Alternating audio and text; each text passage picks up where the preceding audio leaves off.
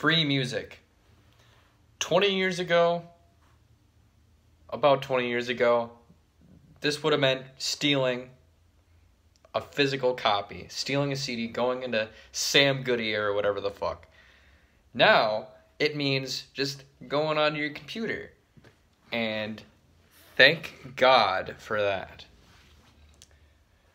Oh yeah, I just want to flex on my Bowie shirt really quick. But yes, free music. This is a concept that I've pretty much known of my whole life. I was born in '96, so I was a little too young to be experiencing Napster. But I did have a lot of experience with Napster's younger cousin, LimeWire. Now, LimeWire was the shit. You had to know how to navigate your way through it, though. LimeWire, no matter what you searched, you could be searching midget scat porn, you could be searching Doctor Who or Doctor Strange comics, because the movie wasn't out yet. You could be looking up Pink Floyd, or you could be looking up Britney Spears. No matter what you searched, the first result, before anything else came up, was cute girl has orgasm on webcam.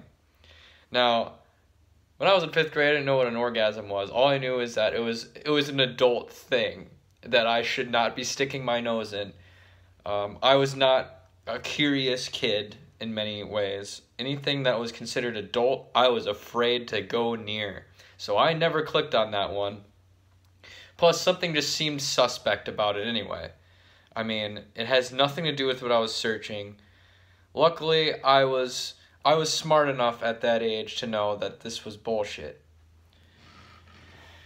But I even had experiences with LimeWire before I even really used it. Because my brother used it all the time. And I'd usually just kind of bum off of his LimeWire library. So it was a lot of Green Day. At first, a lot of Green Day, Blink-182. Alternative rock, punk, pop, punk, that kind of stuff. From like the 90s and 2000s. Because this is like 2003, 2004. And I remember, well, one feature that they had on there was the hits system. You know, the YouTube equivalent is views. Spotify has listens. It's a number count that lets you know how many times this has been used.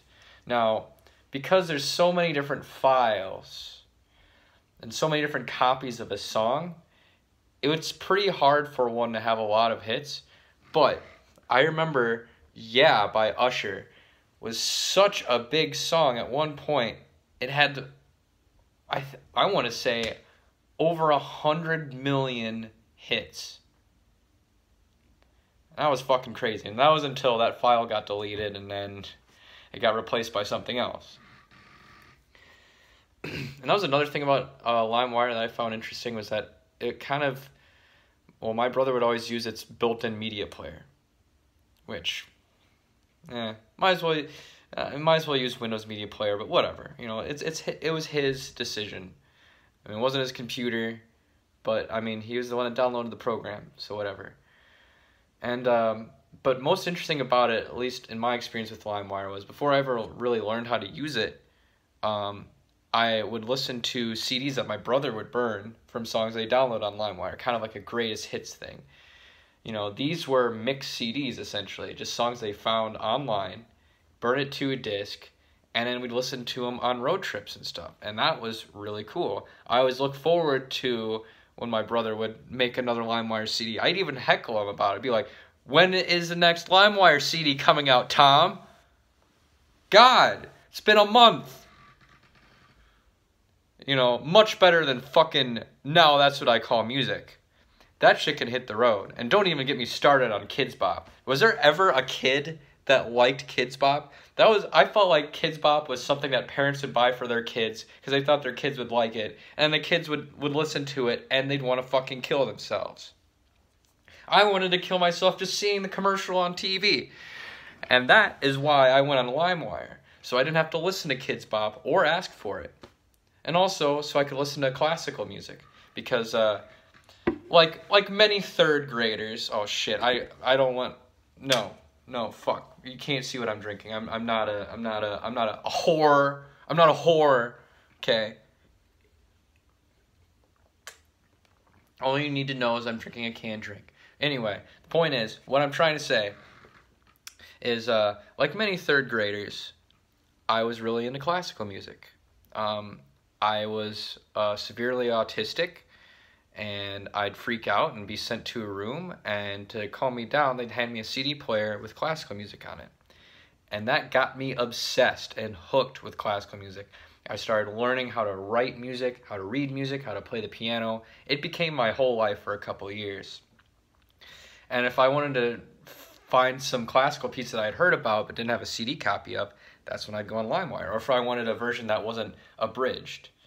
Because when you get these CDs, these classical CDs where it's like 100 Greatest Classics or whatever, which are excellent, by the way, that to me is still my favorite way to listen to classical music. Although the downside of it is that it only plays the most famous part. It'll be like, like Bolero by Ravel is an example.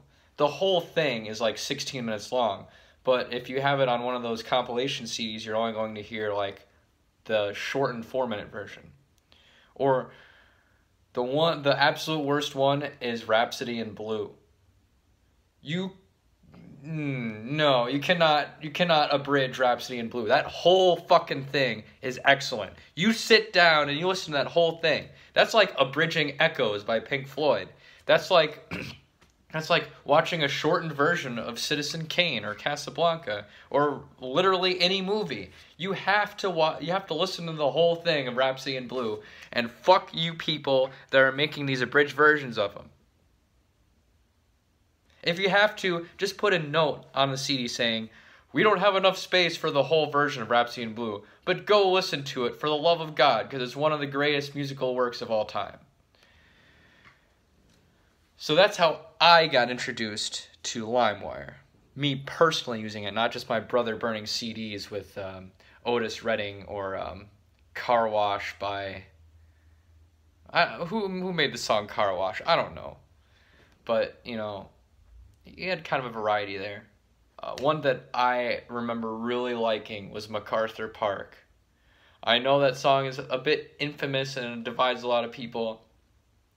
But not only is there a nostalgia factor to it, but there's just such a bombastic, theatrical element to it that I just love it. It is so corny and cheesy, but in a way it kind of knows it. It kind of wears it on its sleeve. I really like MacArthur Park. And it was kind of an introduction to more theatrical, kind of over-the-top music. Like my man Bowie over here, rest in peace, still the most devastating celebrity death I've ever experienced. That's a topic for another video. And then I started going on LimeWire to download the Dance Dance Revolution soundtrack because we had a unit in gym class where we played Dance Dance Revolution. And from somebody who only knew classical music, only knew classic rock, and then like alternative rock, pop punk, that kind of stuff, hearing the techno soundtrack of Dance Dance Revolution blew my mind. It was like a video game for your ears. Very fun, very playful, but very fast-paced, energetic, very digital, very technological. It's very, it's not, all acoustic and organic and stuff like that. It's very like straight and focused and very clean. There's just a huge... I just love the robotic element of these songs. Going back to a lot of these songs, they have not aged well. But at the time, boy howdy, I loved this fucking soundtrack. So I downloaded all that shit on LimeWire. And then I started getting more into video game soundtracks from then on, like original video game soundtracks. And then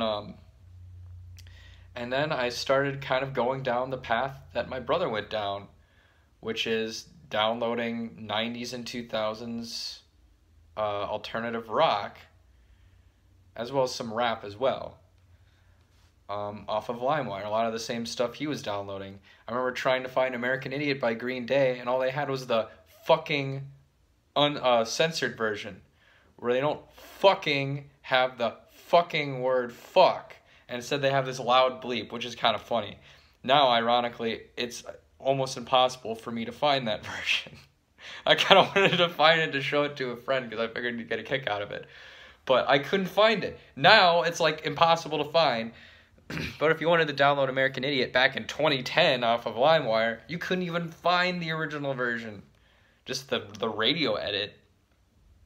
Stupid. And then, yeah.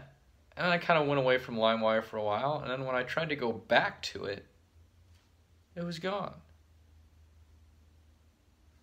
Although, towards the end of LimeWire, you really had to watch it. Like, a lot of fake songs were out there. I mean, before, yeah, you'd get results like the cute girl has orgasm on webcam. But you'd also have, and then you'd have, like, songs cut off early or something. But for the most part, I never really had that much trouble with it. Obviously, just don't download the one that has that EXE extension. Even I knew that when I was a kid. But then, I noticed, it's never happened to me personally, but I remember my junior high friend Tim was just outraged and disgusted and just couldn't believe it. Like, he had tried downloading an Eminem song, and he showed it to me. He put my headphones on. And I heard this really shitty Bill Clinton impersonator saying, "My fellow Americans, I would once again like to remind you I did not have sexual relations with that woman. I did, however, go to ifreeclub.com. You really think an ex-president is going to shill for a fucking scam website? I mean, maybe if you really have something against the Clintons and you're looking for even more stuff to hate them for, which they really...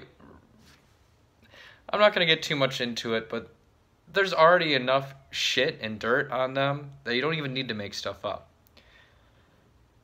But when my friend Tim showed me that, that is one of the hardest laughs I've ever had. It's still one of my favorite things ever.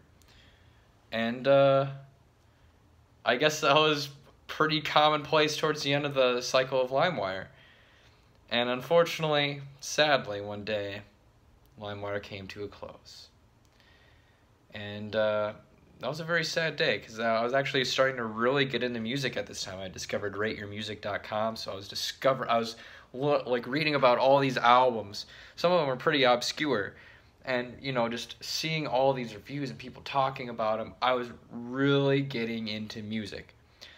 And then LimeWire had shut down like 2 months before I tried, trying it again. So then what I ended up using was this website called Grooveshark. Now, Grooveshark was fucking awesome. First off, let me say something. One time I went to a concert, I think it was for the Pixies. I think it was a Pixies concert. And I saw somebody wearing a Grooveshark t-shirt. And this was years after Grooveshark had been shut down. I was too much of a pussy to say anything. But I should have been like, nice shirt, man. Like, the people who knew about Grooveshark, boy howdy, that website was the shit. That was fucking killer. Grooveshark was like Spotify, but free. You would look up a song or an artist, and there'd be all sorts of, just a list of it. You'd be able to find it, you'd be able to listen to it. Of course, some artists caught on and they were able to remove some stuff, but for the most part, you could just find whatever you wanted and listen to it. And sometimes a full album would be one file.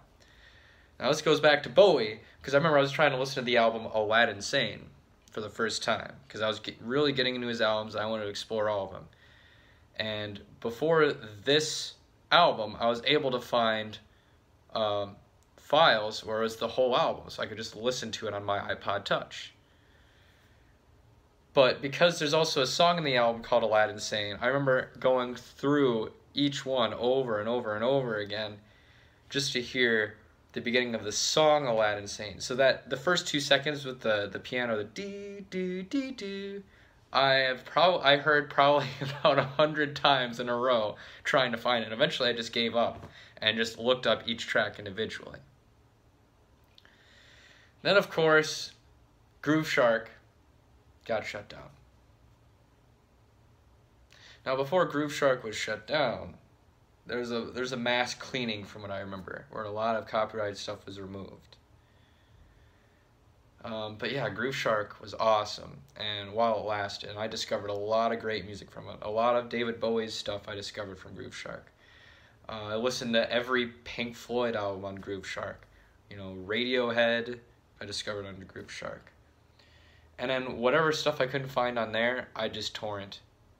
Now torrents, I don't know if I really want to go into that. I feel like it's a whole different ballpark.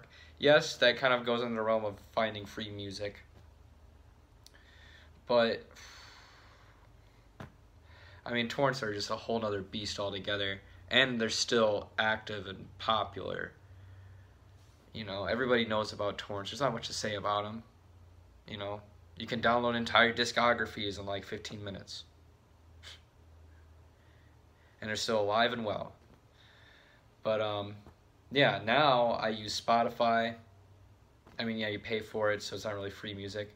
But it has all the same functions as Groove Shark, except it has more consistency, more quality. It's official. You have to pay for it. All that shit. So those are my adventures in free music. I guess the only other thing I can mention is I remember on this old MP3 player I had, recording some songs off of the radio, because there's a variety station.